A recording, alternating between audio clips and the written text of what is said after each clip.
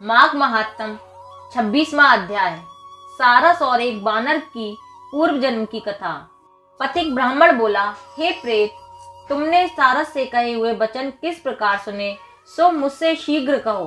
प्रेत ने कहा, हे श्रेष्ठ कार्तिक, मैं सारस के कहे वचन कहता हूँ, सुनो। इस घने जंगल में धूसरा नदी जो पर्वत से निकली है, उसके पास ताल वृक्षों से घिरे हुए अथाह जल भरे ताल हैं।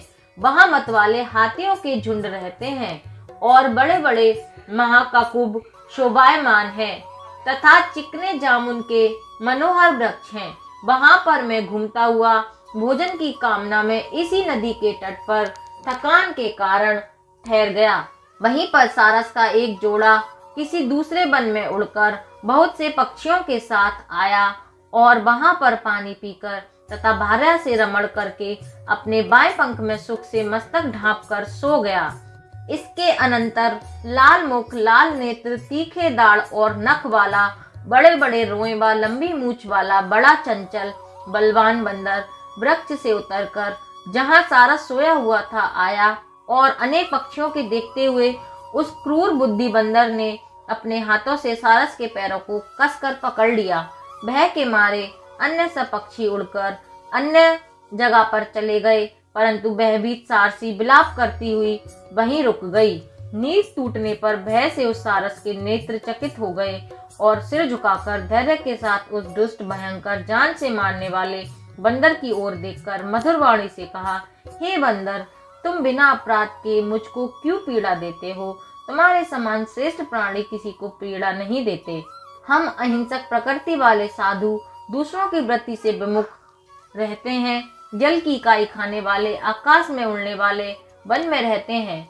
अपनी ही स्त्री से प्रेम करने वाले, दूसरों की स्त्री को त्यागने वाले, दूसरों की बुराई से दूर रहने वाले, चोरी न करने वाले, बुरों का साथ न करने वाले तथा दूसरों को कष्ट न देने वाले, सब प्रकार से निरपराधी मुझको हे बानर छोड़ दो। मैं तुम्हारे पूर्व जन्म का वृत्तांत जानता हूँ, परंतु तुम मेरा नहीं जानते। यह सुनकर बंदर ने सारस को छोड़ दिया और कुछ दूर बैठकर बोला, हे सारस, तुम ज्ञान निपुण पक्षी हो और मैं वन में घूमने वाला हूँ।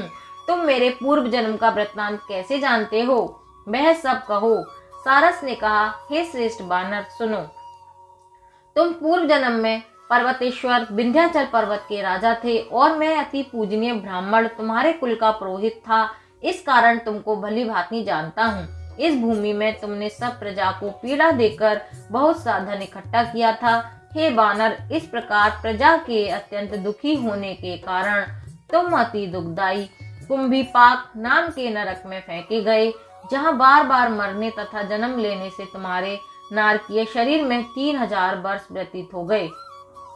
इसके बाद दारुण शब्द के साथ रुदन करते हुए उस नरक की तीव्र अग्नि की यातना सहन करके नरक से निकले और बचे हुए पाप के कारण अब तुम बंदर योनि को प्राप्त होकर मुझको मारना चाहते हो। पहले तुम ब्राह्मण के बगीचे में बिना उसके पूछे अपने बल के कारण उसके पके हुए केले खाए थे।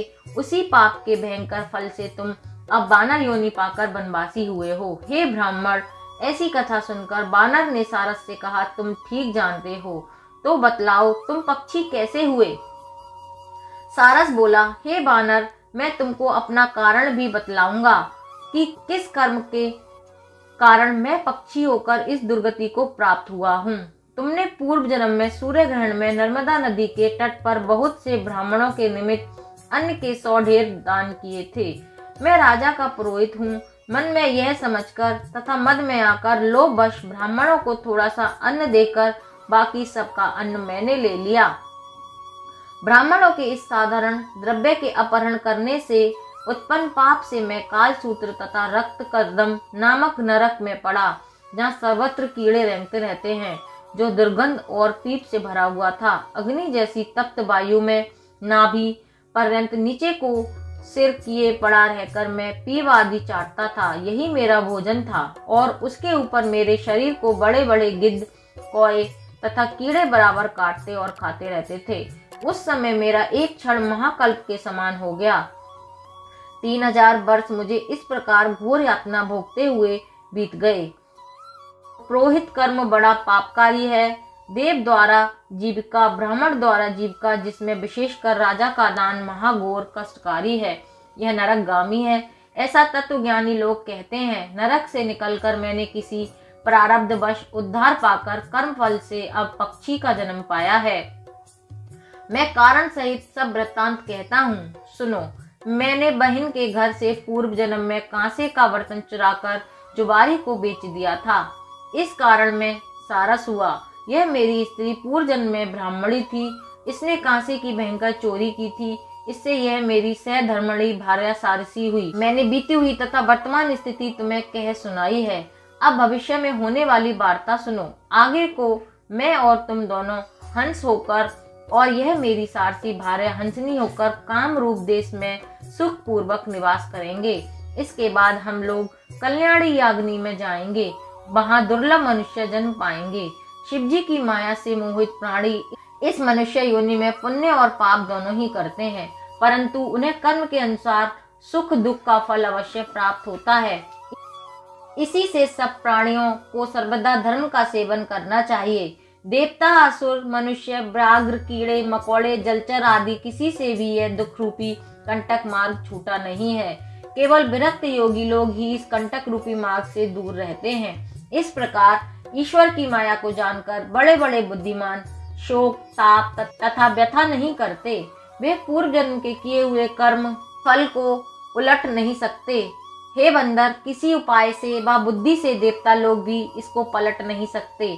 पहले तुम राजा थे, बाद में नरक में गए। अब तुम बंदर हुए हो, फिर आगे भी ऐसे ही जन्म पाओगे। ऐसा समझकर बिना शोक किए तुम आनंद पूर्वक इस वन में विचरण करते हुए काल की प्रतीक्षा करो, और हम भी ईश्वर की माया में बंधे हुए अपना जंगल जंगल भ्रमण करके धैर्य धारण किए हुए जन्म बिताते हैं। बानर ने कहा, पहले मैं तुम्हें पूछता था, अब भी मैं तुमको प्रणाम करता हूँ, क्योंकि जाति स्मरण होने से तुम मेरे पूर्व जन्म के वृत्तांत को जानते हो। अतः हे सारस और सारसी, तुम दोनों यहाँ आनंद पूर्वक रहो। तुम्हारा सदा कल्याण हो। तुम्हारे वाक्य सुनकर मैं मोह रहित हो चुका हूँ। अब मैं भी सुख पूर्वक विचरण करूंगा। प्रेत ने कहा, हे ब्राह्मण, यह सुनकर परम पवित्र पक्षी और बंदर का विचित्र संवाद मैंने नदी के तट पर सुना था, जिससे मुझे भी बोध उत्पन्न हुआ और मेरे शोक का नाश हुआ। अब अपूर्व रहस्य सब पापों का नाश करने वाला है। जो कोई भक्ति पूर्वक इसको पढ़ता या सुनता है, उसको ज्ञान उत्पन्न होता है। बोलो लक्ष्मी सहित भगवान विष्णु की जय।